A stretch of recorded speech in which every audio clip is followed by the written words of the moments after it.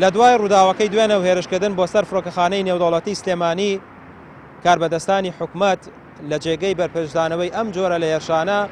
خەریکی بەخشینەوەی تۆمەت و تۆمەتبارکردنی یەکدی بوون. ئەمەش بە بڕوای چاودێران ئەوە دەسەلمێنێت کە هێندەی دیکە ئەم بابەتەی تۆختر کردەوە کە حکوومەتی هەرێم حکوومەتێکی کارتۆنیە.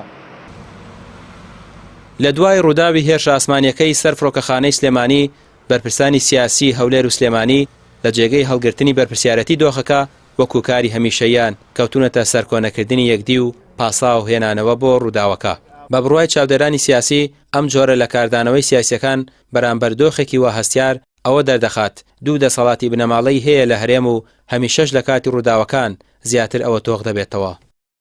زمانی ڕەتدانەوەیان بەرامبەر ئەم هێرشە قێزەوەنە بەرامبەر ئەم هێرشە تێرۆریستیە پاشاگردانیەکی تێدایە وەکو چۆن زمانێکی شەرمە ئامێزی تێدایە کە لە ڕوویان نایە ئیدانەی کەن بە شێوەیەکی زەق و ڕق بەڵکو تاوانەکە دەخەنە سەر ئەستۆی یەکتری بە تایبەت لێرە مەبەستم یەکتری یەکێتی نیشتمانی کوردستان و پارتی دیموکراتی کوردستانە. ئەم دوو حیزبە دەسەڵاتێکی ئۆلیگارکی بنەماڵەیی ستەمکاریان دروست کردووە بۆ چاوساندنەوەی تاک بەتاکی هاوڵاتیانی ئەم هەرێمە نەک تەنها ئەوەش بەڵکو مەبەستی سەرەکیان ینی لە ڕێگای دزی و گەندەڵی ڕوتانەوەی سەرخاک و ژێرخاکی ئەم وڵاتەیە. بۆیە تاکە چارەسەرێک و ڕێگایەک بۆ لە ناوبردنی ئەم دەسەڵاتە یاخیبوونیەکی سەرتاسەریە یاخیبوونیەکی مەدەنی سەرتاسەریە.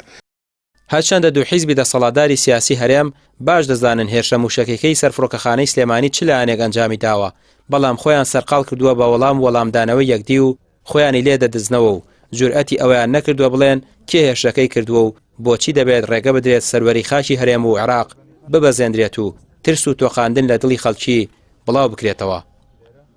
هەموو ئەمانە بەڵگەیە لەسەرەوەی کە ئەم شارە شارێکی زیندووە شارێکی بە هەڵوێستە، بەڵام دوجار لەبەر بێخاوەنی ئەم شارە و هەڵوێستی سیاسی هەڵەی دەسەڵاتدارانی ئەم شارە و پاشان بڵێن کەمتەرخەمی حکوومەتی هەرێمی کوردستان و بەرپرسانی هەرێم بەرامبەر بە شاری سلێمانی کە دەبوو یەکسەر ناڕەزایی دەرببڕن و پەیوەندی بکەن بە نەتەوە گرتوەکانەوە نوێنەری یۆنامی هەیە بە ئەمریکیەکانەوە بە حکوومەتی تورکیاوە بە قۆنسڵخانەکان بە سەفارەتیان لە بەغدا کامکارەت پێشێلکردنی سەروەری هەرێمی کوردستانە بۆ ئێمە دووبارە نەبێتەوە یاگەروا بە ئێمە ڕێگە نادەین جاران نەوتەکە ڕۆی ئێستا نەوتەکەش ناڕۆیانی بێمنەتر بوون لە تورکیا گەشتەکانی تورکیا ڕاگرن بۆ فڕۆکەخانەی هەولێریش و ینی ئەوەی کە بکرێ هەڵوێستێکە بێ بۆی کە ئێمە خەوی شاری سلێمانیمانە نەک بێن بەرپرسانی سلێمانی تۆمەتبار بکەن